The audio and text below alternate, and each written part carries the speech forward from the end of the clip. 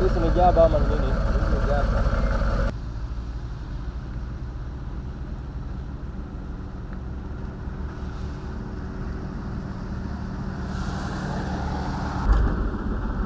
Kulingana na ajali ambayo imefanyika leo ni kwamba marehemu ambaye ni dereva wa gari ambayo limepata ajali, ni kwamba tulikuwa tukisanya naye asubuhi watu, nilikuwa na gari nyingine na yeye akiwa na hiyo, na kuna mtu mmoja ambaye nimembeba kwa gari asubuhi, ni mmoja kati ya wale abiria ambao wamefariki, na huyo alikuwa na haraka sana, alikuwa akidai kwamba anaenda kotini Nyamira, kisha atoke kotini Nyamira aende kotini kule Naivasha.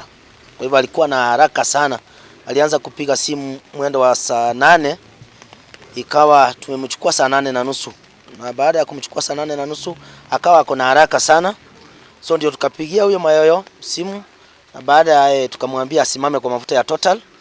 Aliposimama kwa mafuta ya Total, basi huyo mzee tukampeana kwa hiyo gari. Alikuwa amekaa kwa gari yangu mbele, akaenda kwa hiyo gari, baada akahitaji kiti ya mbele, akapewa kiti ya mbele, na ndipo hawakwenda mbali kutoka Kolen kwenda Ngata, wakawa wamepata ajali, na yeye akawa ni mmoja wao kati ya wale ambao wamefariki. Wote wa hiyo gari, makanga na dereva wameweza kufariki wote. Ni ndugu watoka nitoke, ni ndugu wa mama mmoja na baba mmoja. Kwa hivyo wamekufa wakiwa pamoja.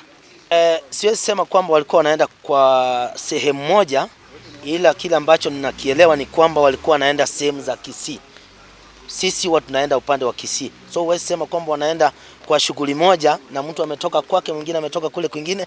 Watu walikuwa wanaenda shughuli za kivyao. Kila mtu anaenda shughuli zake, kama vile umesikia huyo mzee ambaye amefariki mnono kidogo, alikuwa anaenda shughuli ya kwenda kotini. So kila mmoja alikuwa na shughuli yake ya kwenda kivyake, jinsi ambavyo angependa kwenda. Hawezi jua shughuli ya mtu.